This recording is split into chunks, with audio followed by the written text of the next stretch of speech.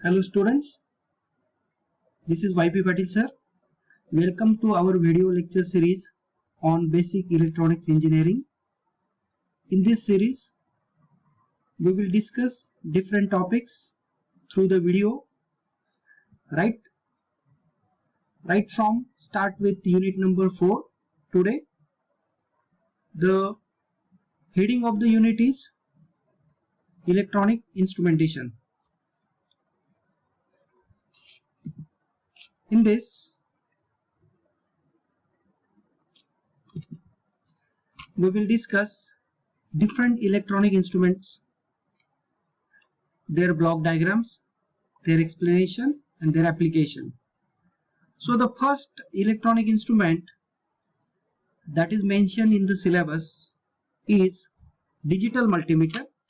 So before going to start digital multimeter directly, DMM, let us see the conventional analog multimeter. So this is the look of conventional analog multimeter. So what is difference between the conventional analog multimeter and digital multimeter? So the difference is in terms of the measurement display. So here the display is conventional analog display. So this is the pointer. So the pointer moves as per the physical external parameters where we can connect the terminals of DMM. So this indicate different values. So in the same display, different things are mentioned. For example, this particular line is for resistance. It is clearly seen here. The unit is ohm. And this particular line is particularly for current. Then this is for AC and DC current. This is for AC voltage, AC current. In this way, different lines, curve lines, they are already available as per the calibration on the analog multimeter. So here everything is mentioned, and this is the knob. So with the help of that knob, manually we have to select the range. For example, if we are measuring the voltage, so you have to select minimum from 2.5, then 10, 50, 100, up to 250 volt we can measure. So in this way, this is applicable for the different types of measurement. So commonly we can say that we can measure DC voltage, resistance, then we can measure capacitance, currents also, and AC voltage. Now we come to the topic of discussion, today's session, lecture 1 on unit number 4. DMM. So what is DMM? As we are well familiar with the laboratory practicals of basic electronics engineering, in that many times we handle and use digital multimeters.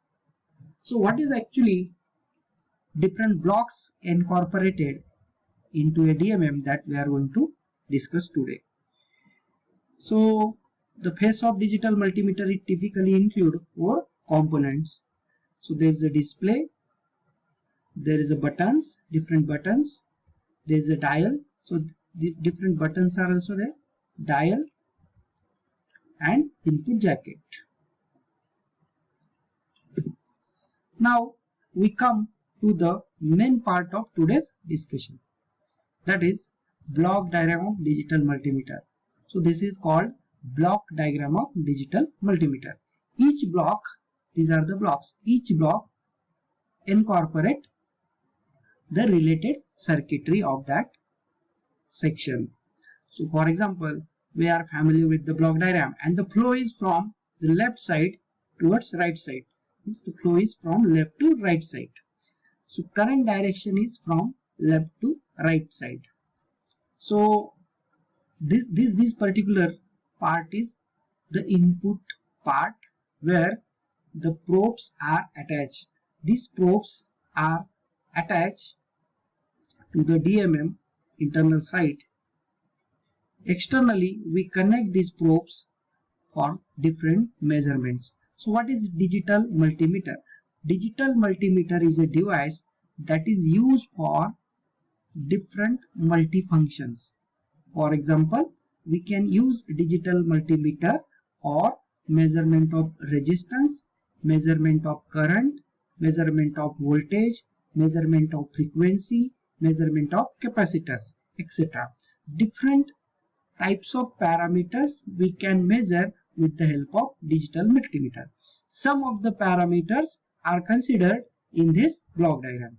For example, in this block diagram, the resistance measurement is considered, then AC voltage measurement is considered, AC current measurement is considered, DC current measurement is considered, and DC voltage measurement is considered. These 4 to 5 parameters are considered. Let us explain the block diagram one by one measurement parameters. For example, this is the rotary switch that we have seen. This is the rotary switch.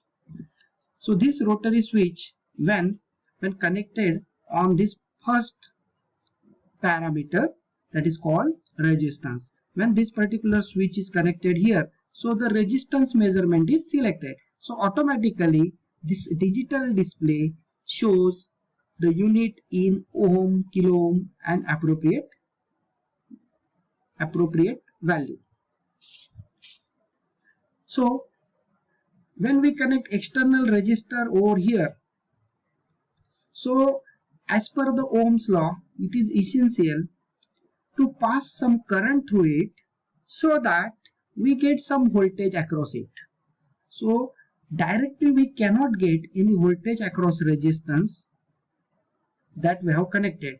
So to get that voltage, it is essential to pass some current, and that current is passed through constant current source, CCS.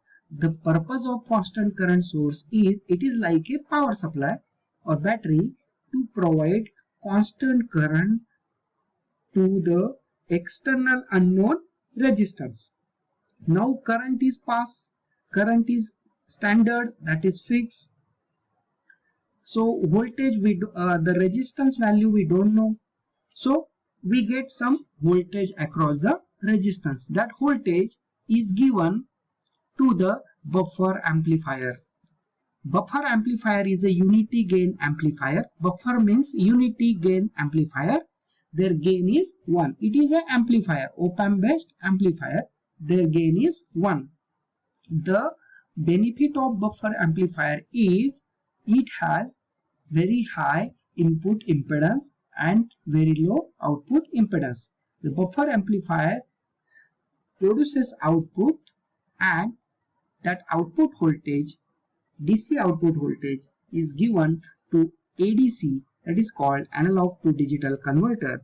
Analog to digital converter converts that into appropriate n-bit digital output, and through decoder driver IC it is given to the digital display. So means this particular part is digital, other side all the part is analog, otherwise all part is analog. This particular part is analog, and only this particular part is digital. So as the display is digital, so that analog to digital converter plays the very important role of converting analog input voltage that is applied to any one channel of that to a n-bit output. So the purpose of ADC is to convert analog voltage appeared to the input side into digital output, and then further it is directly given to the display. So in this way we can measure unknown resistance. Then second, if it is connected to the second point, that is AC voltage, so in that case to the input side we have to apply AC voltage. As per the AC voltage, as the voltage is AC, but the circuitry inside the DMM is DC circuitry, so it is essential to first attenuate the input voltage to some low value so that this block is used.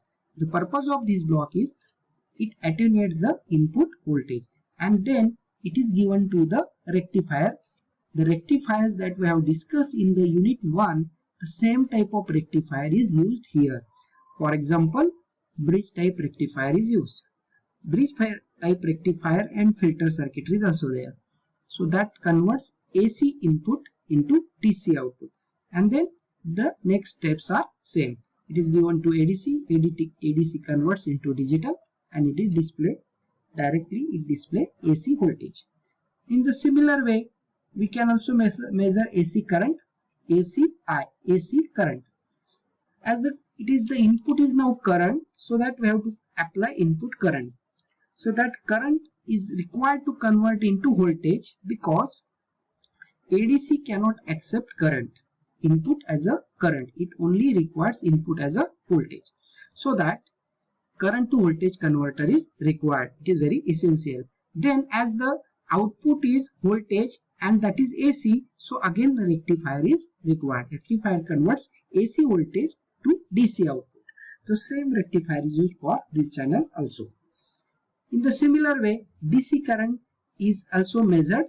That is also required to convert into DC voltage. As the voltage is DC, so that there is no requirement of rectifier. So it is directly given to ADC. And similar way, the last parameter can also be measured, that is DC voltage. So sometimes attenuator is used to attenuate the input voltage to the sufficient level required for the ADC. So this is the simple block diagram of digital multimeter. I hope that you have understand this from the discussion. Some of the points are mentioned over here. Modern multimeters are often digital due to their accuracy. The main benefit is accuracy, durability, and extra features. In a digital multimeter, the signal under test is converted to the voltage, and an amplifier with electronically controlled gain preconditions. So this is internally different types of circuitry is used. So it also has the auto ranging facility. So it is not required to select any range when we connect any external measuring parameter.